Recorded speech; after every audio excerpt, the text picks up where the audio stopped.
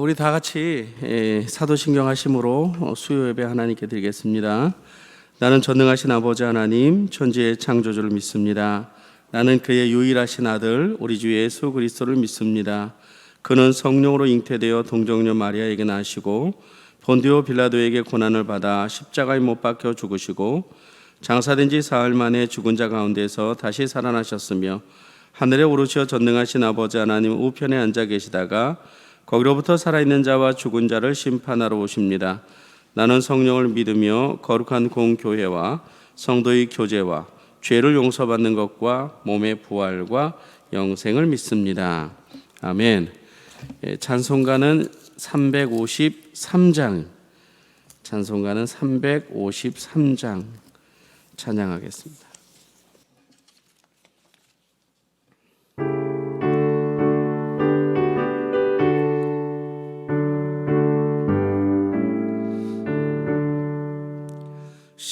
십자가 군병되어서 예수를 따를 때 무서워하는 마음으로 주 모른 채 할까.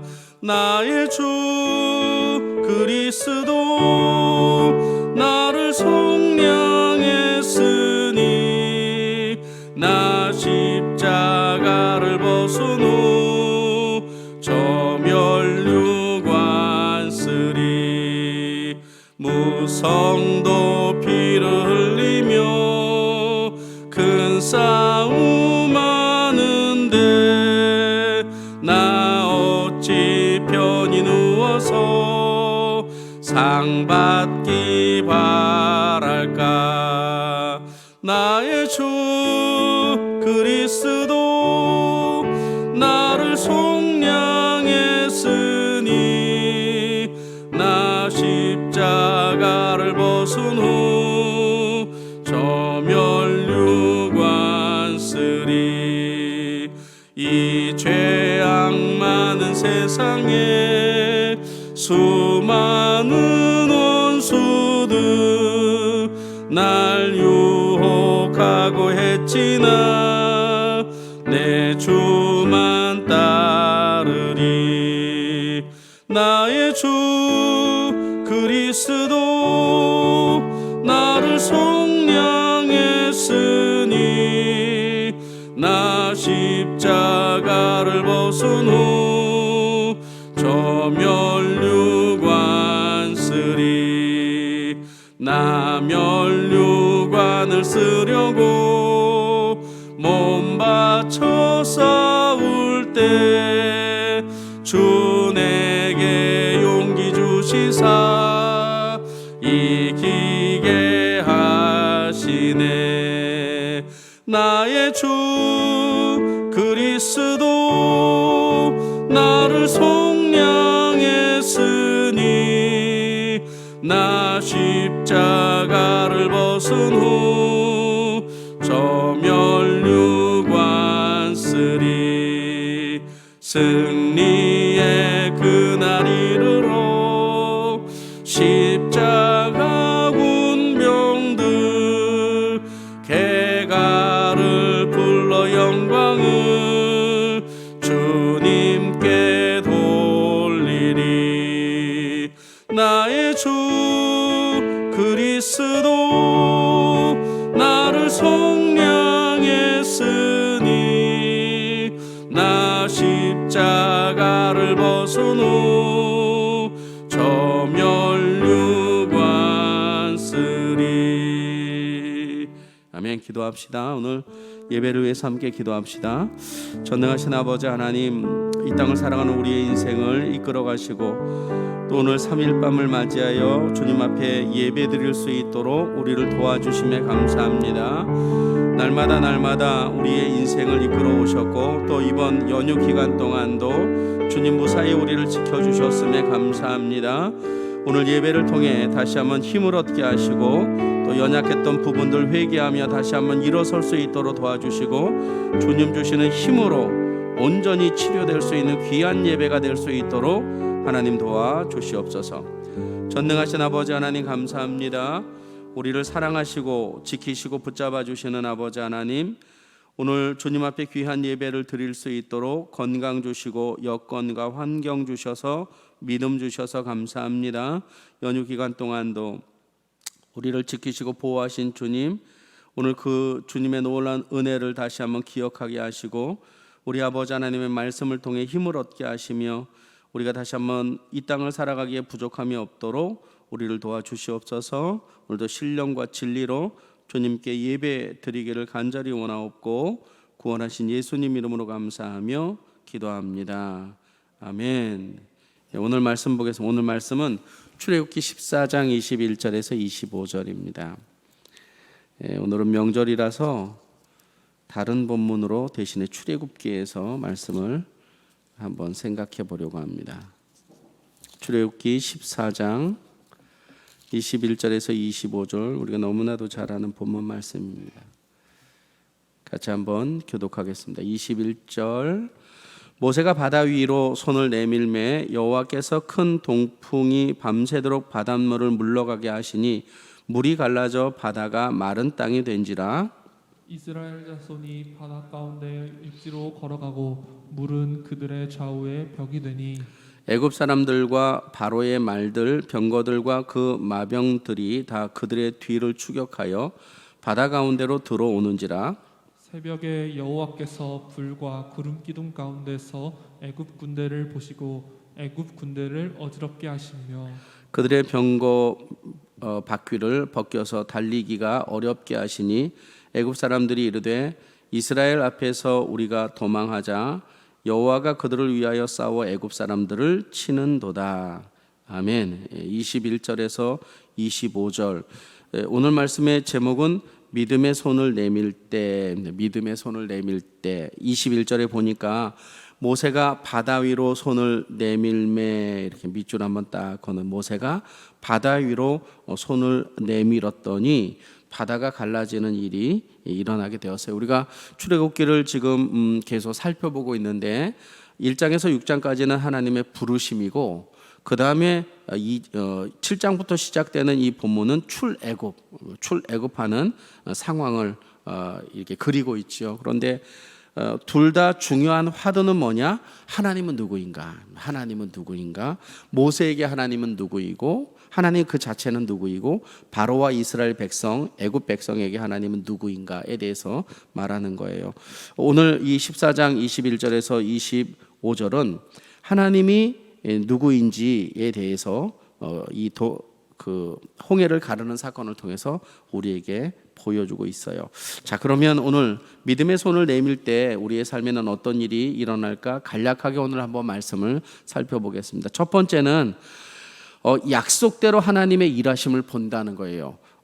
믿음의 손을 내밀 때 약속대로 하나님의 일하심을 본다. 왜 약속대로라고 말했는가? 14장 1절 한번 가보면 여호와께서 모세에게 말씀하여 이르시되 이스라엘 자손에게 명령하여 돌이켜 바다와 믹돌 사이 비하 히롯 앞 곧 바알스못 맞은편 바닷가에 장막을 치게 하라. 이렇게 장막을 치게 될 거야라고 하나님이 먼저 모세에게 말하는 거예요. 그러면서 하나님이 모세에게 하나님의 계획을 말해 주세요.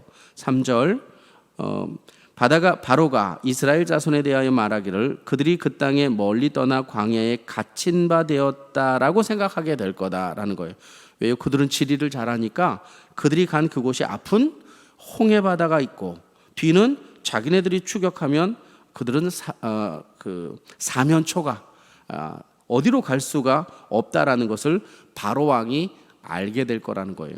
그리고 그 바로 왕이 이스라엘을 치러 온다. 4절에 보니까 내가 바로의 마음을 완악하게 한즉 바로를 그대로 내버려 둔즉 바로가 그들의 뒤를 따르리니 내가 그와 그의 온 군대로 말미암아 영광을 얻어 애굽 사람들이 나를 여호와인 줄 알게 하리라. 밑줄 한번 딱. 이 출애굽을 통해서는 하나님이 누구인지를 알려주고 싶은 거예요. 그러니까 미리 너희들이 이제 홍해 앞에 이르게 될 텐데 바로는 생각하기를 이제 더 이상 갈 길이 없으니까 너희를 다시 잡아가려는 계획을 가지고 너희에게 올 것이라는 거예요. 그러면 내가 그때 그들에게 내가 애굽 백성이 하나님이 누구인지를 알려주겠다라고 모세에게 이야기한 것이죠. 모세는 그 이야기를 듣고 그리고 있었는데 조금 있다 보니까 그들이 이제 쫓아온 거예요. 근데 하나님이 모세에게 미리 뭐라고 말씀하셨느냐면 16절에 보면 지팡이를 들고 손을 바다 위로 내밀어 그것이 갈라지게 하라라고 방법까지 다 알려주었어요. 그러니까 막힌 길이었지만 앞에는 홍해이고 뒤는 바로의 군대가 있지만 하나님은 이미 모세에게 뭐라고 그랬느냐? 모세야, 내가 지팡이를 들어 바다를 향하여 가르치면 내가 그거 문 열 거야 라고 이야기하죠. 하나님이 말한 것처럼 바로의 군대가 이스라엘 백성에게 쫓아와요. 이스라엘 백성은 이 사실을 모르니까 모세를 원망하고 막 그들은 갈등하죠. 이때 모세가 하나님께 기도해요. 오늘 본문 10절 한번 보시면 바로가 가까이 올 때 이스라엘 자손이 눈을 들어 본즉 애굽 사람들이 자기 뒤에 이른지라 이스라엘 자손이 심히 두려워 여호와께 부르짖어요. 모세도 부르짖어요. 11절 그들이 또 모세에게 이르되 애굽에 매장지가 없어 당신이 우리를 이끌어내어 이 광야에서 죽게 하느냐 어찌하여 당신이 우리를 애굽 땅에서 끌어내어 우리에게 이같이 하느냐 우리가 애굽에서 당신에게 이른 말이 이것이 아니냐 이르기를 우리를 내버려 두라 우리가 애굽 사람을 섬길 것이라 하지 아니하였느냐 애굽 사람을 섬기는 것이 광야에서 죽는 것보다 낫겠노라. 모세가 백성에게 이르되 너희는 두려워 말고 가만히 서서 여호와께서 오늘 너희를 위하여 행하시는 구원을 보라. 오늘 본 애굽 사람을 영원히 다시 보지 못하리라. 여호와께서 너희를 위하여 싸우시리니 너는 가만히 있을지어다라고 말하고 15절에 여호와께서 모세에게 이르시되 너는 어찌하여 내게 부르짖느냐. 이거 이상하죠.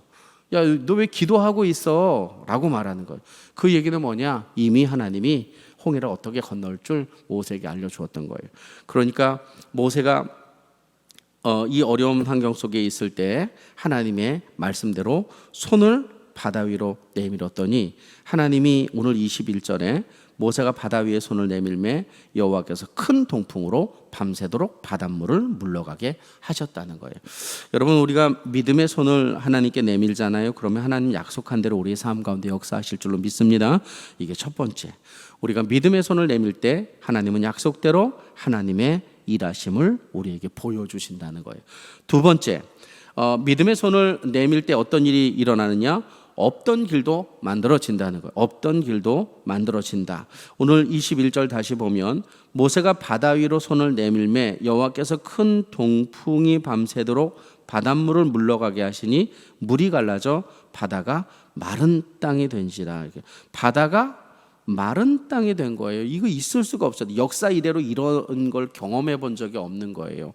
그러니까 하나님은 못하실 일이 없는 거죠. 하나님은 바다를 배 타고 넘어가게 하는 것이 아니라 바다를 갈라서, 예수님도 바다를 걸어서, 길이 아닌 것에 믿음이 있다면 그게 길이 열리는 일이 되죠. 22절에 보면 이스라엘 자손이 바다 가운데를 육지로 걸어가고 있어요. 육지로 걸어가고 물은 그들의 좌우벽이 되었다. 이렇게 기록되어 있습니다.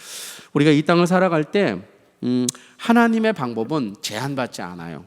그래서 앞이 바다로 막혀 있을지라도 믿음의 손을 내밀자 하나님이 동풍을 불러 일으키셔서 그 바다를 마른 땅이 되게 하고 육지로 그들을 건너가게 하신 거예요. 이 성경을 보면 있을 수 없는 일들이 우리 많이 있죠. 대표적인 일이 여리고성을 무너뜨릴 때 하루에 한 바퀴씩 마지막 날 7바퀴 돌아라? 이게 무슨 전략이에요? 근데 믿음으로 걸었더니 하나님이 그렇게 해주셨더라라고 하는 거예요.